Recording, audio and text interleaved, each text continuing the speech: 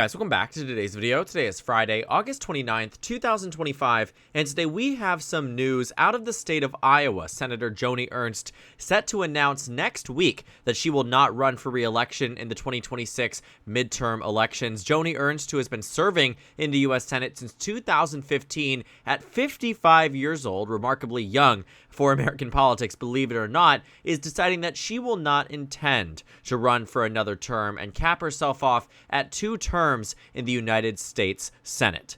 Now, Joni Ernst's decision to decide that she's not running for re-election is one that really does come with a lot of speculation leading up to this moment that she was also not going to run. A lot of the people on the Republican side felt as if she didn't have the same energy and enthusiasm towards running for re-election in the same way she did in her first bid in 2014, as well as her re-elect back in 2020. But this decision really does come not necessarily as a surprise, but certainly something that explains more of the narrative that has been unfolding in the state of Iowa. Recently, on Tuesday, we saw a special election where Democrats swung the district there, State Senate District 1, from Trump plus 11.5 to being Democrat plus 10, a 20-point swing seemingly overnight in the political universe. Joni Ernst making that decision to not run for re-election, I imagine, has been fueled by this high expectation on her end that she would have a hyper-competitive race in the 2026 midterms and that she simply didn't want to go into that.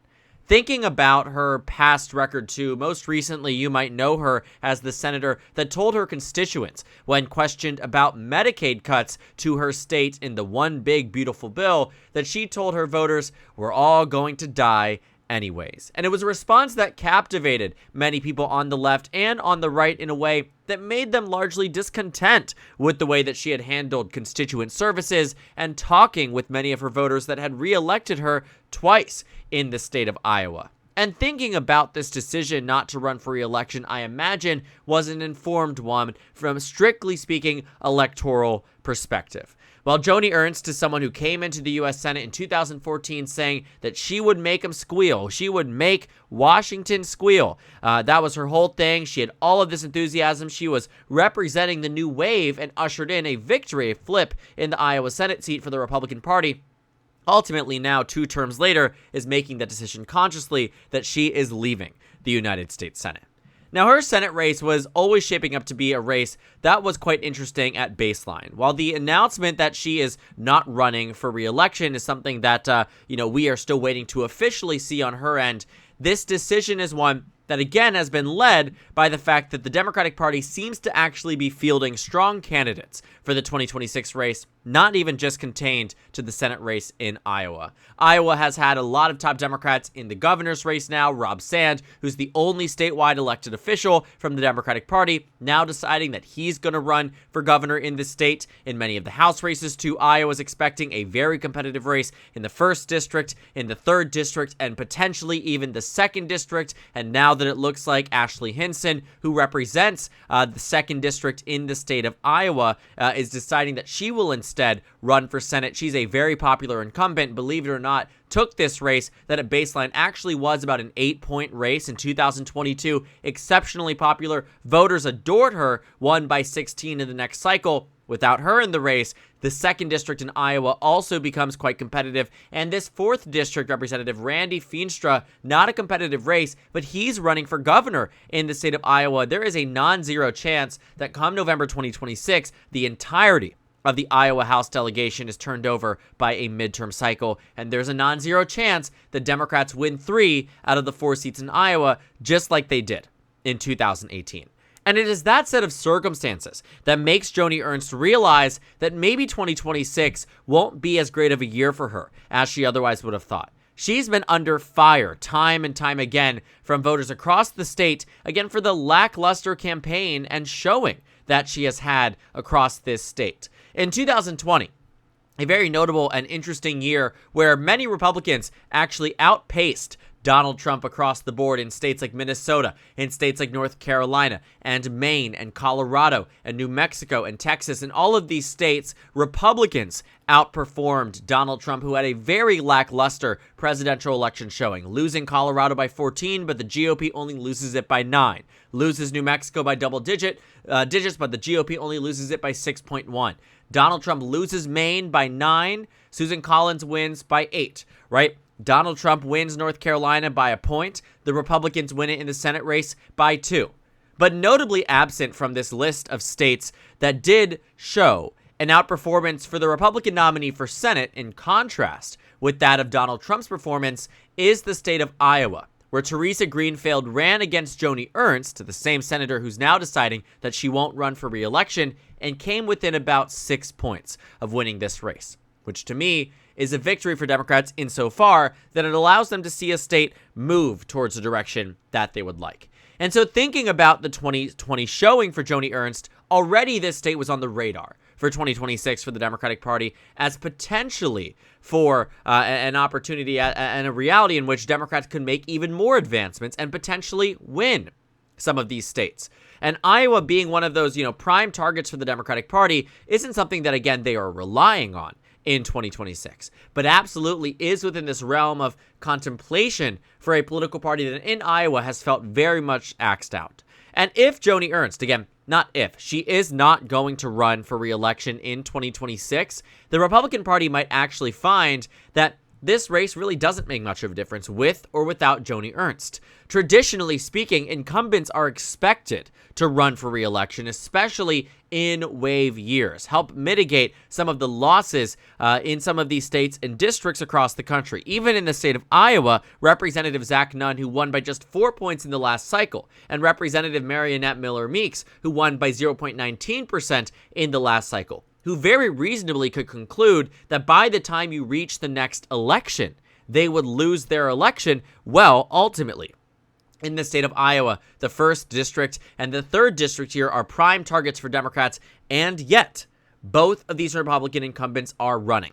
And the interesting lore a bit about Zach Nunn, too, is that despite him being a U.S. representative from Iowa's 3rd district, he actually wanted to get out. After seeing some of the swings earlier on in this year in Iowa that were 10, 15-point swings, he was worried about his chances in the 3rd district. So he intended to run for governor. Donald Trump called him up and said, absolutely not. We need incumbents to run for re-election because you are the most electable candidate there is, and without you, Democrats have a higher chance of winning your district. My take, Democrats win it anyways. But with Joni Ernst, I don't know if that's the case. Joni Ernst isn't on track to be defeated by a wide margin. It's not a landslide for Democrats. It's a competitive race with Republicans having the upper hand, but I don't think she was gearing up or wanted to gear up for a competitive race. I genuinely believe that she was fearful about her odds in Iowa. Because even though Donald Trump won this state by a pretty massive amount in 2024, after all, that was an election where he won by 13.2% in the state of Iowa. But thinking about the last time Democrats faced a 2018 midterm year, Donald Trump won in the state of Ohio by 8.1%. 2 years later, Sherrod Brown wins the state by 6. Donald Trump won in a number of these states by some pretty massive amounts, and Democrats, whether in governor races like Kansas, where Trump won the state by 21 points, but 2 years later is electing a Democrat over the incumbent Republican attorney general. You've seen this countlessly and always. In 2019, where Andy Beshear, who again is a very well-known governor on the Democratic side, was elected to the governorship in Kentucky in 2019, despite Donald Trump winning the state by 30 points, and then a year after, Democrats win the governorship, winning it by 26. These are things that show that it's not always a lock and guarantee in many of these circumstances and states where, Donald Trump might have won by a pretty significant amount, but not by a point where we could say reasonably that Joni Ernst would not have been vulnerable, because we know that she would have been vulnerable. And so it will be interesting to see. I'm not confident either that Ashley Hinton enters into this race as someone who's going to completely outflank Joni Ernst. Both of them have their pros and cons. Incumbency is a factor, but for Joni Ernst's end, she just herself, removed the incumbency, is not a popular person. Voters don't like her. They really don't see her as someone that they want representing her. Voters want change in Iowa. And even if they get it with Ashley Hinson, the big question is, how does she pivot and market herself in the state of Iowa? Again, Republicans have the upper hand. The predictions here are either tilt or likely Republican. I'd, get a little bit closer to lean, but I think that with a standard type of race here and a Democratic shift on the nationwide scale, Republicans could be anywhere from a 4 to 6 point victory in the Iowa Senate race. But with Joni Ernst out, I think speaks further to the way that she was fearful about how the 2026 midterms would go, especially for her. The PR, she was not winning the battle there at all. She was not doing a great job. Voters, again, were not in love with her in a way that they typically are with their congressional incumbents. Just take a look at the approval rating for senators state by state. More often than not, in fact, 90% of the time, these senators are popular. Joni Ernst was not. She's one of the few that really stick out as voters saying, I could go with somebody else. And so I think that Republicans could very well benefit too by having a candidate that is not Joni Ernst. But again, there's always that flip side that incumbency often does help. But in the particular case of Joni Ernst, I'm not sure how well tested that theory and argument is. We would have been able to had she stuck out the race and decided to run, to which, again, I still predicted that I think she would have won that race. But it is a very interesting one, and one that will make, a lot of headlines, especially as the Republican primary is now open, for takers. Ashley Hinson probably will win that race, but either way, still, looking at the race, Joni Ernst is out. Another Republican has to be in. Definitely a race to watch. And so we'll see if there are any other major retirements. I thought this was one that, again, not shocking, but definitely comes across as fearful. Definitely comes across as Joni Ernst reading the writing on the wall that even in 2020, when countless other Republicans could outpace and outperform Donald Trump, she simply could not. And this was going to give her a run for her money in the 2026 race, and the dynamics on the national stage were going to be far better for the Democratic Party than they were in 2020. And the state of Iowa, though not at all a guaranteed flip for the Democratic Party, ran that risk of forcing Joni Ernst out rather than her leaving on her own accord, which is exactly what she's doing in this announcement that she won't seek re-election in the 2026 midterms. So thank you guys so much for watching this video. Make sure to comment down suggestions below. Subscribe on the left if you haven't already, and check out the Instagram and Twitter. At the top left of the screen, there's also a Discord server for you to go ahead and join. On the screen, there's a video for you to watch, and then a playlist for my 2026 Senate election analysis videos. Again, thank you guys so much for watching, and I will see you all later today.